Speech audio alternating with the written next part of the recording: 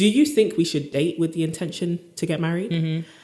And if you are dating with the intention and the ultimate goal of, okay, I want to get married, I know that about myself. Yeah. How do you do that healthily? Yeah. I love this topic so much. And God knows Courtney loves this topic so much. You already know. But this whole idea of dating to marriage, I think we have it conflated with when we go on a date with someone, am I dating to marry you?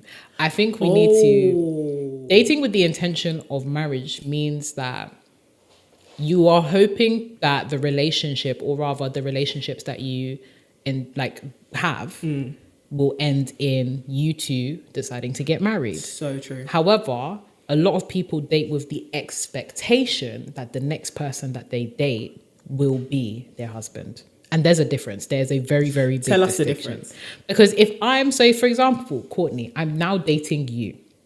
You're very lucky. Very lucky. I'm now dating you. Just because I'm dating to marry doesn't necessarily mean I'm dating to marry you. But because many people go in with the assumption that the person that they're currently dating, or the person that they, are dating next, they're dating to marry them, that's when it becomes sticky and you trap yourself, because you think that the end goal of this specific relationship has to be marriage to this specific person. When you're dating with the intention to marry, it's okay, cool. Like, marriage is one of the end goals of this relationship. But if it doesn't work out, that's cool. I'm still dating to marry. It's just that I've discovered I'm not marrying you. There is a very big difference. Stop trapping yourself, because you'll end up in an 11-year relationship. You'll be in the talking stage for 6 years and you'll be wondering why.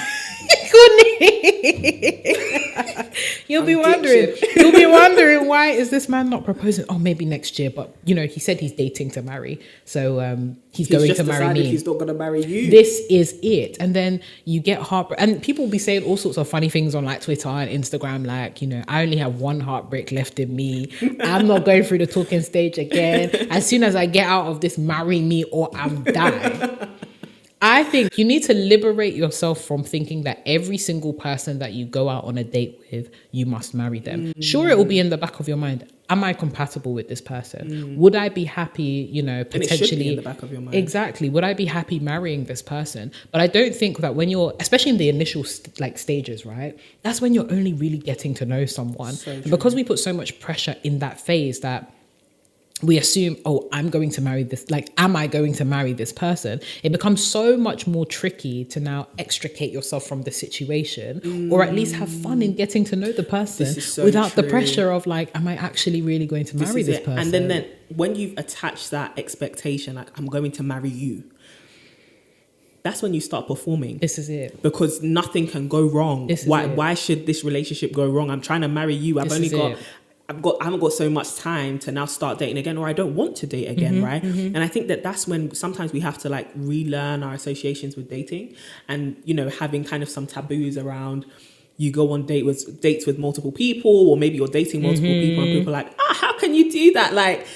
That's a bit. We only associate that with men. Men can not play the field in the sowing your wild oats, basically, But they can date multiple people, but they can date, not an issue. And they're just because they're trying to scout out their options, and women often aren't afforded that luxury. They're loyal in the talking stage. Why would you give somebody? Let's talk about that. Let's go. Why would you give someone your loyalty when they haven't expressed that they're going to be loyal to you? And number two, you're not getting the reward for your loyalty that you should. You're waiting for this man to come and pluck you into exclusivity. All in the sense of, I'm just trying to display that I am marriage material. I'm the one for me, pick me. But you're not auditioning for the role of wife. You're coming here playing, not even playing, you're coming here to be you. This is not an audition. Did you hear that? And I oopeth.